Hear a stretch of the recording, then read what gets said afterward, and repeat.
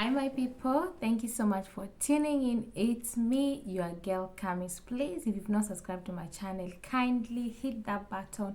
And if it's your first time in this channel, welcome to my channel.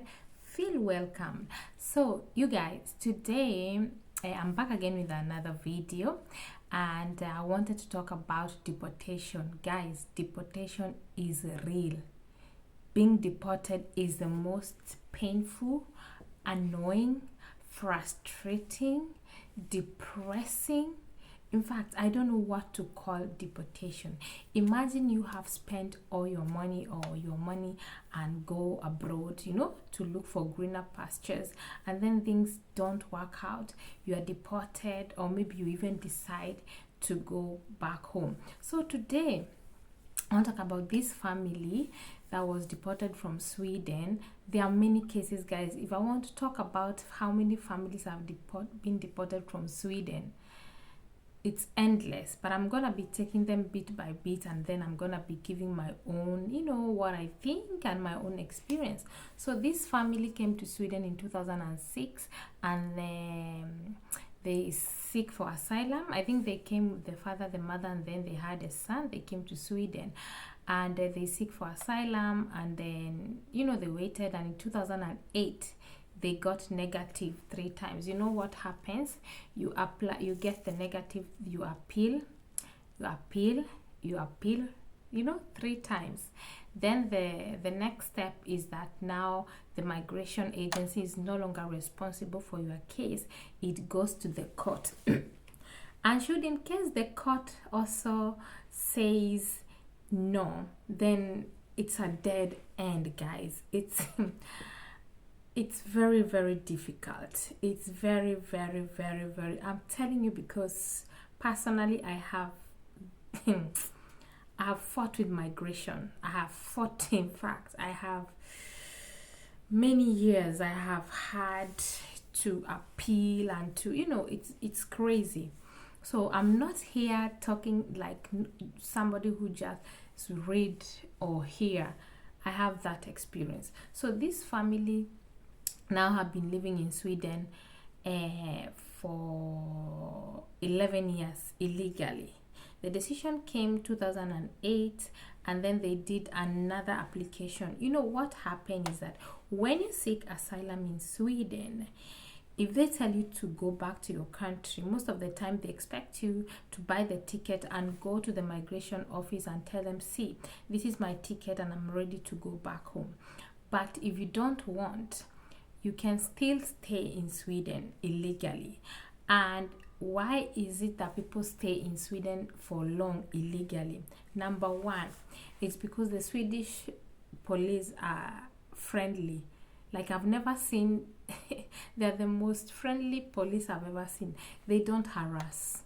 They are so polite. I mean, this is my own experience, and I know many people would say that. So it's very hard for you to walk out there in Sweden, and the police will be asking you of your ID card, or asking you, trying to harass you or interrogate you. If there's no cost to, if they don't suspect you, if you're just a normal civilian minding your own business, going to work, coming from work, the only time you can put yourself into trouble is when you are living illegal. You don't buy your bus ticket, and then they ask for your bus ticket you don't have. And of course, what happens is that they normally ask you for your ID so that you can identify yourself, because they're gonna bill you. They're gonna send you a bill of 1,300 crowns, something like that. So people live here illegally, and they try to,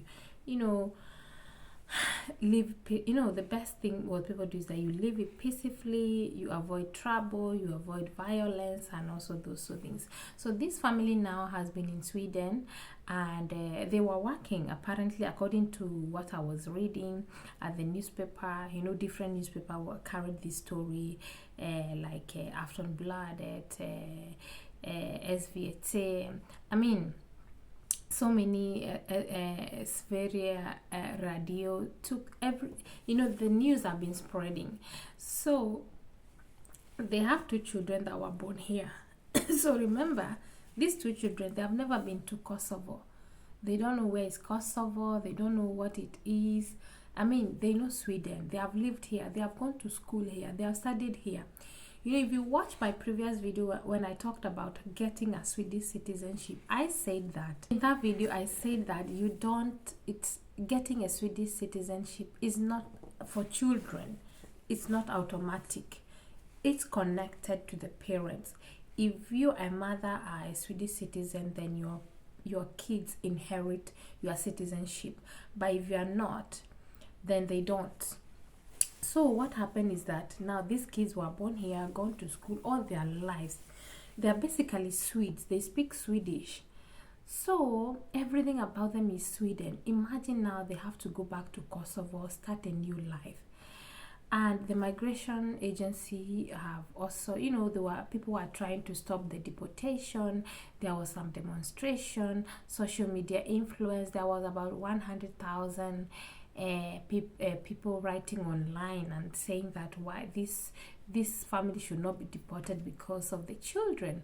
And according to the ban convection, I don't know how to translate. Is it like children convection? It says that, you know, there are so many things in there. If you check, it says that when a decision is being made, the child's well-being should be considered.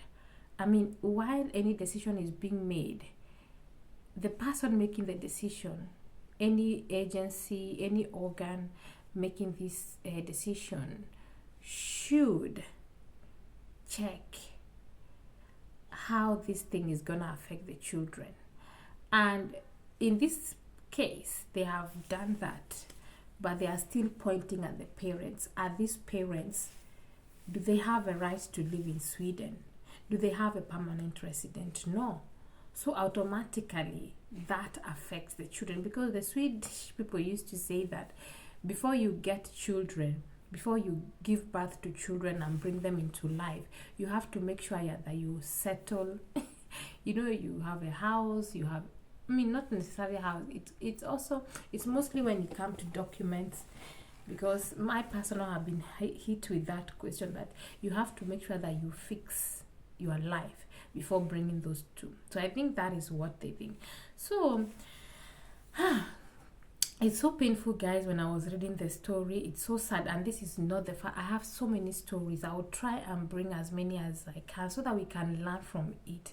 So if you get rejected 3 times and they tell you to go home, please, what I would do or what I would advise you, I know it's painful, it's hard, it's just that live illegally. If you're working, look for money and try to gather some money, try to invest so that you go home as soon as possible. Imagine you living in Sweden for 15 years and they finally, where do you start from? You are getting old. Age is not on your side and you are struggling. First of all, you are a nobody in Sweden. You don't have an identity. So if anything happens to you, it's on you. You know, you can't buy a house. You can't have even a rented apartment. You can't even buy a car. You can't even take anything on credit. Your children just go to school. They don't have, like, where is your future? I mean, it's such a complicated and hard life. If your country is better, if they didn't chase away from your country, it's better you go back there, because there you have the freedom, the language, everything. I mean, freedom to move about, freedom to do what you want, than you staying here illegal. It's crazy, guys. I mean, living in Sweden without a personal number. I think I'm gonna do a separate video talking about that, because it's hey God, it's like hell.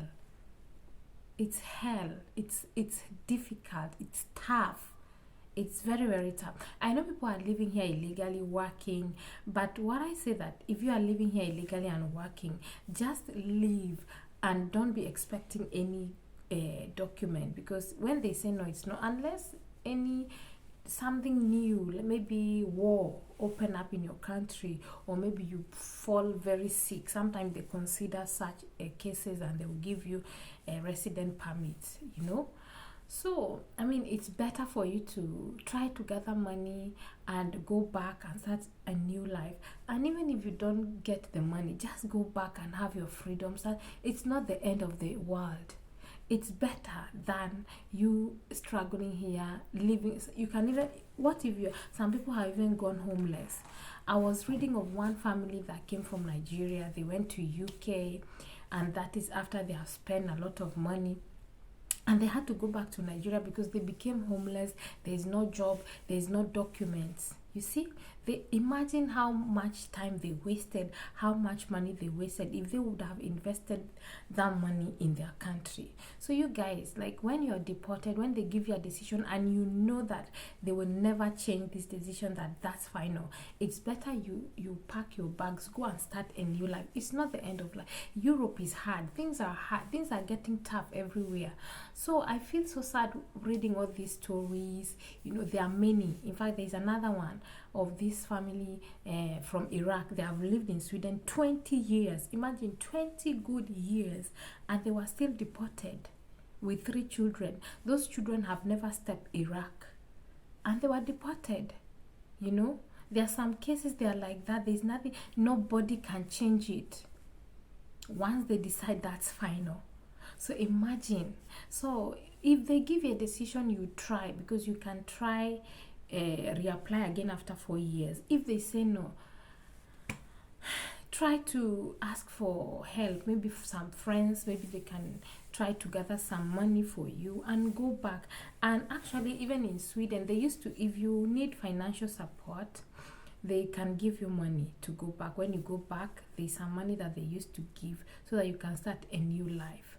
So I would prefer that than living here illegally, and it's hard. I mean being without a personal number, guys, it's your life starts, or you are recognized in this system once you have a Swedish personal number. And people that have a personal number, they know what I'm talking about. People that have gone from coordination number to personal number, they will tell you the difference is a big difference. Even when you are dealing with the banks, when you are dealing with the hospital, anywhere you go, because this bank ID is an identity that you can log into most of all these governmental agencies, and you are recognized, and that is why you are even registered in the Swedish folkbokföring.